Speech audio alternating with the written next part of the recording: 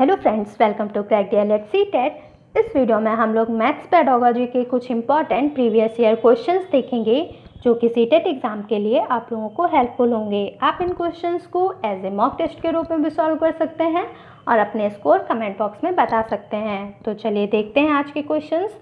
आज का पहला क्वेश्चन है, राष्ट्रीय पाठ्यचर्या रूपरेखा 2005 के अनुसार विद्यालयों में गणित शिक्षण का संकीर्ण उद्देश्य है। तो एनसीएफ 2005 के अनुसार विद्यालयों में गणित शिक्षा का संकीर्ण उद्देश्य क्या है? ऑप्शन ए, रैखिक बीजगणित से संबंधित दैनिक जीवन की समस्याओं की शिक्षा। ऑप्शन बी, संख्यात्मक कौशलों का विकास। ऑप्शन सी, बीजगणित पढ़ाना। या ऑप्शन डी, परिकलन व मापन पढ़ाना। तो इस क्वेश्चन का राइट आंसर होगा ऑप्शन बी, संख्यात्मक कौशलों का विकास करना। तो एनसीएफ 2005 का संकीर्ण उद्देश्य विद्यालयों में बच्चों के संख्यात्मक कौशलों का विकास करना है। नेक्स्ट क्वेश्चन है, रवि के पास 3 दर्जन चॉकलेट हैं। उसने उनका 1/3 भाग अपने पड़ोसी को, 1/6 भाग रिहाना को और 1/4 भाग अपनी बहन को दे दिया। अब उसके पास कितनी चॉकलेट बची हैं? तो रवि के पास 3 दर्जन यानी 36 चॉकलेट्स हैं, तो उसने उनका 1/3 भाग अपने पड़ोसी को दे दिया, यानी 12 चॉकलेट्स उसने पड़ोसी को दे दी। और फिर बताया गया है कि 1/6 भाग रिहाना को दे दिया। तो 1/6 भाग जब रिहाना को दे दिया तो 6 चॉकलेट्स रिहाना को दे दी और 1/4 भाग अपनी बहन को दे दिया, यानी 9 चॉकलेट्स अपनी बहन को दे दी। तो उसने कुल कितनी चॉकलेट्स बांट दी? तो 12 + 6 + 9 यानी 27 चॉकलेट्स उसने बांट दी। और उसके पास टोटल चॉकलेट्स थी कितनी? 36, और उसमें से उसने 27 बांट दी। तो अब उसके पास चॉकलेट्स बची कितनी? 9 चॉकलेट्स उसके पास बची। तो इस क्वेश्चन का राइट आंसर होगा ऑप्शन ए, यानी उसके पास 9 चॉकलेट्स शेष बची। नेक्स्ट क्वेश्चन है, एक वर्ग का परिमाप 44 सेंटीमीटर है और एक आयत का परिमाप इस वर्ग के परिमाप के बराबर है। आयत की लंबाई वर्ग की भुजा से 5 सेंटीमीटर अधिक है, तो वर्ग और आयत के क्षेत्रफलों का योगफल यहाँ पे निकालना है। तो दे रखा है वर्ग का परिमाप यानी 4 दे रखा है 44, तो यहाँ से वर्ग की भुजा निकाल लेंगे जो कि हम लोगों को मिल जाएगी 11। उसके बाद नेक्स्ट कंडीशन दे रखी है कि आयत की लंबाई वर्ग की भुजा से 5 सेंटीमीटर अधिक है, तो आयत की लंबाई कितनी हो जाएगी? 16। उसके बाद नेक्स्ट कंडीशन है कि आयत का परिमाप वर्ग के परिमाप के बराबर है। तो आयत का परिमाप क्या होता है? 2l + b, जो कि दे रखा है कि वर्ग के परिमाप के बराबर है। तो यहाँ से हम लोग आयत की चौड़ाई निकाल लेंगे। तो यहाँ पे l पुट कर देंगे, 16 + b = 22। तो यहाँ पे हम लोगों को चौड़ाई कितनी मिल जाएगी? चौड़ाई मिल जाएगी 6 और लंबाई हम लोगों के पास कितनी थी? 16। तो और क्या पूछा गया है कि यहाँ पे वर्ग और आयत के क्षेत्रफल का योगफल बताना है। तो आयत का क्षेत्रफल कितना आ जाएगा? लंबाई गुणे चौड़ाई। तो आयत का क्षेत्रफल कितना आ गया? 96। अब वर्ग की भुजा कितनी निकाली थी हम लोगों ने? 11। तो वर्ग का क्षेत्रफल कितना होता है? भुजा स्क्वायर यानी 121। तो ये हो गया 96 और ये हो गया 121। तो दोनों को ऐड कर लेंगे, 121 + 96 यानी 217। तो वर्ग और आयत के क्षेत्रफलों का योगफल कितना आ गया? 217 सेंटीमीटर स्क्वायर। तो इस क्वेश्चन का राइट आंसर है ऑप्शन ए। नेक्स्ट क्वेश्चन है, कक्षा 4 का एक छात्र अर्जुन संख्या प्रणाली से संबंधित सभी प्रश्नों का उत्तर मौखिक रूप से दे सकता है, परंतु संख्या प्रणाली पर आधारित समस्याओं के हल लिखने में गलतियां करता है। तो लिखने में उसकी त्रुटियों को सुधारने के लिए सबसे अच्छी उपचारात्मक तकनीक क्या है? तो ऑप्शन है उसे 10 अभ्यास परीक्षाएं देना। ऑप्शन बी, वास्तविक जीवन के अनुभवों को गणितीय संकल्पनाओं के साथ संबंधित करना। ऑप्शन सी, उसको एक कार्यपत्रक देना जिसमें समस्याएं आंशिक रूप से हल की गई हों और उसे खाली स्थान भरने हों। या ऑप्शन डी, संख्या प्रणाली की समस्या हल करने के लिए एक से अधिक तरीके सिखाना। तो वहाँ ऐसा नहीं है कि क्वेश्चन हल ही नहीं कर पाता है, वह मौखिक रूप से तो क्वेश्चंस को हल कर लेता है, परंतु उसको लिखने में दिक्कत होती है। तो जब उसको वास्तविक जीवन के अनुभवों को गणितीय संकल्पनाओं के साथ संबंधित करके जब क्वेश्चंस उसको सॉल्व करवाए जाएंगे तो वह उन क्वेश्चंस को सॉल्व करने में निपुण हो जाएगा। तो इस क्वेश्चन का राइट आंसर होगा ऑप्शन बी। वास्तविक जीवन के अनुभवों को गणितीय संकल्पनाओं के साथ संबंधित करके उसकी लिखने संबंधी त्रुटियों को दूर किया जा सकता है। नेक्स्ट क्वेश्चन है, आकृतियों की इकाई से अध्यापक विद्यार्थियों से आकृतियों के उपयोग की सहायता से किसी भी चित्र की रचना करने के लिए कहता है। तो इस क्रियाकलाप से निम्नलिखित में से कौन सा उद्देश्य प्राप्त किया जाता है? तो आकृतियों से ही नई आकृति बनाने के लिए जब अध्यापक प्रोत्साहित कर रहा है तो वह यहाँ क्या कर रहा है? ऑप्शन ए अनुप्रयोग, ऑप्शन बी ज्ञान, ऑप्शन सी समझ या ऑप्शन डी रचना या सृजन।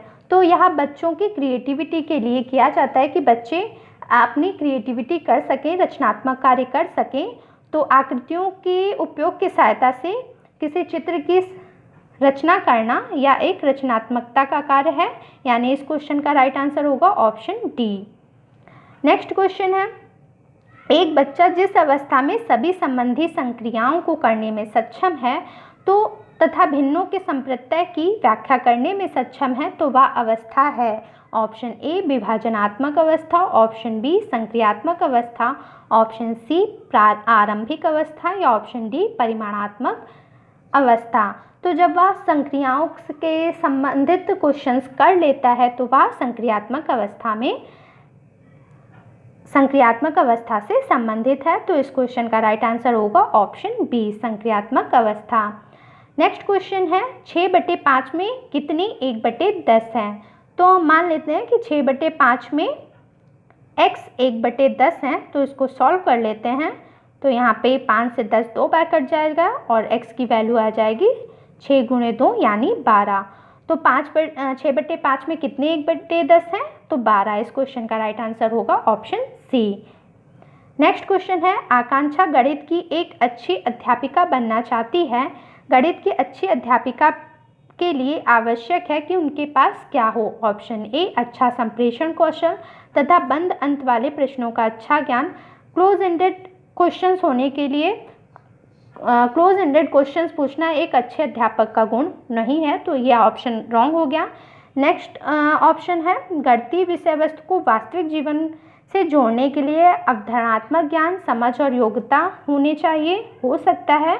नेक्स्ट ऑप्शन है, संख्या पद्धति, बीजगणित तथा ज्यामिति का अच्छा ज्ञान। जरूरी नहीं कि ज्ञान ही बहुत अच्छा, परंतु क्रिएटिविटी होना ज़्यादा जरूरी है। नेक्स्ट है, तो ये भी ऑप्शन रॉन्ग हो गया। नेक्स्ट ऑप्शन है, बिना समय लगाए समस्याओं और सवालों को हल करने की योग्यता होनी चाहिए। ऐसा नहीं कि बस जस्ट तुरंत सवालों को सॉल्व करवा दिया गया, तो ये ऑप्शन भी रॉन्ग हो गया। तो इस क्वेश्चन का राइट आंसर है ऑप्शन बी। एक अच्छे अध्यापक को विषय वस्तु को वास्तविक जीवन से जोड़ने के लिए अवधारणात्मक ज्ञान, समझ और योग्यता होने चाहिए। तो इस क्वेश्चन का राइट आंसर हो गया ऑप्शन बी। नेक्स्ट क्वेश्चन है, वैदिक गणित आजकल विशेष रूप से प्राथमिक विद्यालयों के बच्चों में बहुत लोकप्रिय होता जा रहा है। तो इसका प्रयोग निम्नलिखित में से किसके विकास में होता है? ऑप्शन ए, तो वैदिक, यहाँ पे बताना है कि वैदिक गणित का प्रयोग छात्र किस लिए ज़्यादातर इसका प्रयोग कर रहे हैं। ऑप्शन ए, विद्यार्थियों के गणित में परिकलन प्रक्रिया की समझ। ऑप्शन बी, विद्यार्थियों के गणित में समस्या समाधान कौशल। ऑप्शन सी, विद्यार्थियों की गणित में एकाग्रता या ऑप्शन डी, गणित में गणना के कौशल तथा गति। तो इस क्वेश्चन का राइट आंसर होगा ऑप्शन डी, यानी गणित में गणना के कौशल तथा गति। तो वैदिक गणित का प्रयोग ज़्यादातर गणित में गणना के कौशल यानी कैलकुलेशन की नई नई टेक्निक्स जो कि इजी और बहुत ही फास्ट होती हैं, तो उसके लिए वैदिक गणित का प्रयोग किया जाता है। तो इस क्वेश्चन का राइट आंसर होगा ऑप्शन डी। नेक्स्ट क्वेश्चन है, प्राथमिक अवस्था में गणित में रचनात्मक मूल्यांकन में अंतर्निहित है। तो प्राथमिक अवस्था में गणित में रचनात्मक मूल्यांकन किस लिए कराया जाता है? ऑप्शन ए, अधिगम में असंगति को और शिक्षण में कमियों को पहचानने के लिए। ऑप्शन बी, सामान्य त्रुटियों को पहचानना या ऑप्शन सी, क्रिया प्रणाली के ज्ञान और विश्लेषणात्मक प्रतिभाओं की परीक्षा या ऑप्शन डी, विद्यार्थियों की ग्रेड श्रेणी और रैंक स्थिति। तो इस क्वेश्चन का राइट आंसर होगा ऑप्शन ए, यानी अधिगम में असंगति को और शिक्षण में कमियों को पहचानना। तो रचनात्मक मूल्यांकन का कार्य यही होता है कि शिक्षण में जो कमियां की गई हैं बच्चों द्वारा या अध्यापक स्वयं भी अपनी कमियों को मूल्यांकन के द्वारा जान सकते हैं। तो इस क्वेश्चन का राइट आंसर होगा ऑप्शन ए। नेक्स्ट क्वेश्चन है, गणित की पाठ्य पुस्तक में विभिन्न प्रकरणों में खंड अभ्यास समय को समावेशित करने का उद्देश्य है। तो जो लास्ट में अतिरिक्त एक्सरसाइजेज दी जाती हैं किसी भी पाठ्य पुस्तक में, तो उनका उद्देश्य क्या होता है? ऑप्शन ए, विद्यार्थियों को आनंद व मस्ती प्रदान करना। ऑप्शन बी, दैनिक जीवन चर्या में बदलाव लाना। ऑप्शन सी, समय का बेहतर सदुपयोग सुनिश्चित करना। या ऑप्शन डी, विस्तृत अधिगम अवसर प्रदान करना। तो इस क्वेश्चन का राइट आंसर होगा ऑप्शन डी, विस्तृत अधिगम अवसर प्रदान करना। यानी जो एक्स्ट्रा एक्सरसाइजेज दी जाती हैं वह बच्चों को अधिगम के अतिरिक्त अवसर प्रदान करने के लिए ऐसा किया जाता है। तो इस क्वेश्चन का राइट आंसर है ऑप्शन डी। नेक्स्ट क्वेश्चन है, वह शैलजा से उसके हल को अपने शब्दों में बताने को भी कहती हैं। मतलब एक टीचर शैलजा से उसको अपने शब्दों में हल को बताने के सवाल के हल को बताने के लिए कहती हैं। शैलजा समस्या का सही हल करने में सक्षम थी। मतलब जो शैलजा एक लड़की है तो उसको कोई अध्यापक सवाल को हल करने के लिए कहते हैं, तो शैलजा समस्या का सही हल तो कर लेती है परंतु उसकी व्याख्या करने में सक्षम नहीं है। तो यह शैलजा या कौन सी विशेषता प्रदर्शित कर रही है? ऑप्शन ए, कम आत्मविश्वास स्तर तथा कम गणितीय कौशल। ऑप्शन बी, परिमाप के संप्रत्यय की कम समझ परंतु अच्छी मौखिक योग्यता। ऑप्शन सी, निम्न स्तरीय भाषा प्रवीणता और निम्न स्तरीय गणितीय प्रवीणता। ऑप्शन डी, निम्न स्तरीय भाषा प्रवीणता और उच्च स्तरीय गणितीय प्रवीणता। तो इस क्वेश्चन का राइट आंसर होगा ऑप्शन डी, निम्न स्तरीय भाषा प्रवीणता और उच्च स्तरीय गणितीय प्रवीणता। यानी शैलजा सवाल को तो सॉल्व कर लेती है परंतु उसको व्याख्यान उसका नहीं कर पाती है, यानी उसकी भाषा निम्न स्तरीय है जबकि उसकी गणितीय प्रवीणता उच्च स्तरीय है। तो इस क्वेश्चन का राइट आंसर होगा ऑप्शन डी। नेक्स्ट क्वेश्चन है, प्राथमिक स्तर पर 10 ग्राम बिंदु के खेल प्रतिरूप इत्यादि का प्रयोग विद्यार्थियों की सहायता करते हैं। ऑप्शन ए, मूलभूत संक्रियाओं को समझने में। ऑप्शन बी, स्थानिक समझ की योग्यता में वृद्धि के लिए। ऑप्शन सी, संख्याओं की तुलना का बोध विकसित करने में। ऑप्शन डी, परिकलन कौशलों के संवर्धन में। तो यहाँ पे हम लोग देख लेते हैं कि 10 ग्राम कुछ इस तरीके के डायग्राम्स होते हैं जो कि विद्यार्थियों को दिखाए जाते हैं, जिनमें कि कुछ विशेष आकृतियाँ बनी होती हैं और उनमें मैथमेटिकल्स डायग्राम दिए होते हैं जिससे छात्र इन चित्रों को देख के मैथ की अवधारणाओं को आसानी से समझ सकते हैं। जैसे कि आप यहाँ पे 10 ग्राम देख सकते हैं कि यहाँ पे कुछ विशेष प्रकार के चित्र दे रखे हैं जिनमें मैथ की आकृतियों का प्रयोग किया गया है। तो और नीचे यहाँ पे डॉट गेम दे रखा गया है, तो यहाँ पे कुछ विशेष प्रकार के डॉट बनाए हुए होते हैं और जिनमें एक दूसरे डॉट को आपस में मिलाना होता है जिससे कि इस विशेष आकृति बनती है, जिससे कि छात्र आकृतियों के ज्ञान को आसानी से सीख सकते हैं। तो इस क्वेश्चन का राइट आंसर क्या था देख लेते हैं। इस क्वेश्चन का राइट आंसर हो जाएगा ऑप्शन बी, स्थानिक समझ की योग्यताओं में वृद्धि के लिए। तो प्रत्यक्ष रूप से इनको देख के बालकों में स्थानिक समझ की योग्यता विकसित होती है। तो इस क्वेश्चन का राइट आंसर होगा ऑप्शन बी। नेक्स्ट क्वेश्चन है, निम्नलिखित में से कौन सा सही नहीं है? तो 3 घंटे 14 मिनट यानी 194 मिनट। तो 3 घंटे में कितने मिनट हुए? तो 3 घंटे में हो गए 180 + 14 यानी ये सही है।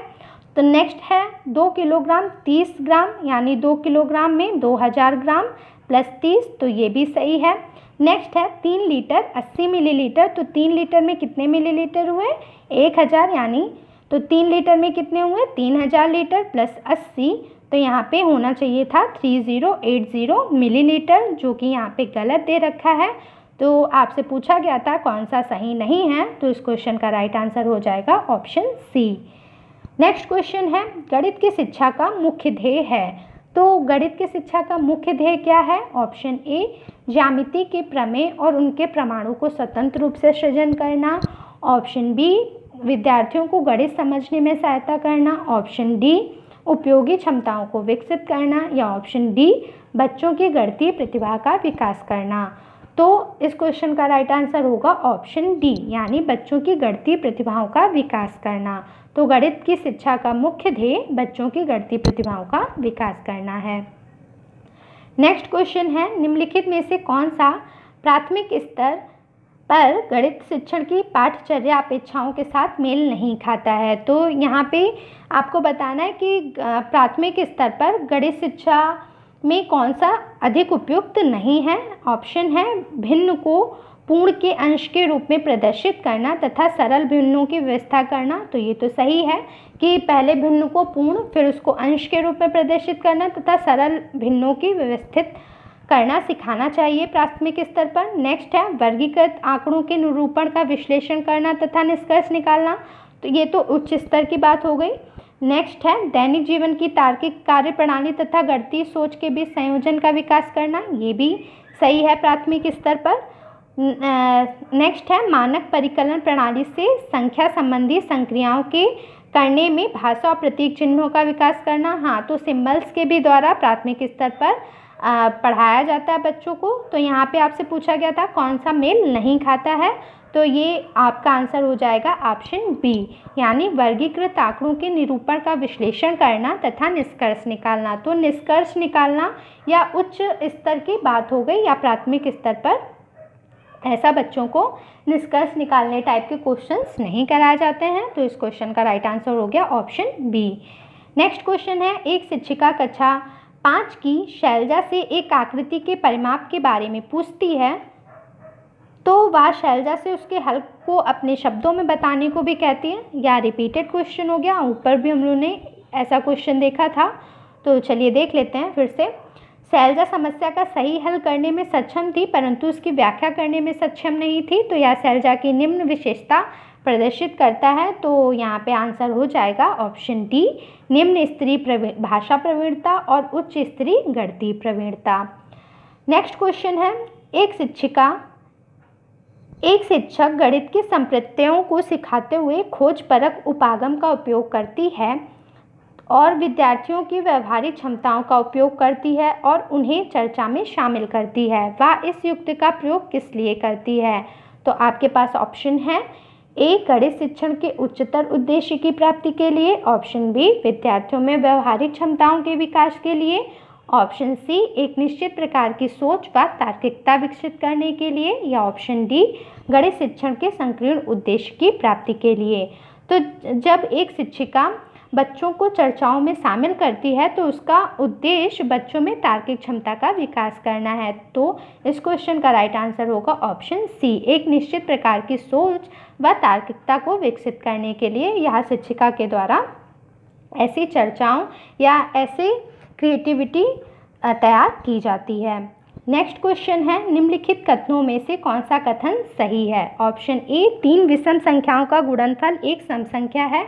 तो 3 विषम संख्याएं देख लेते हैं, 1 और 3 और 5। तो इनका गुणनफल एक विषम संख्या यानी 15। तो इनका गुणनफल एक विषम संख्या होगा, जबकि यहाँ पे कहा है कि एक सम संख्या है, तो ये रॉन्ग हो गया। नेक्स्ट है, एक सम संख्या और एक विषम संख्या का अंतर एक सम संख्या हो सकता है।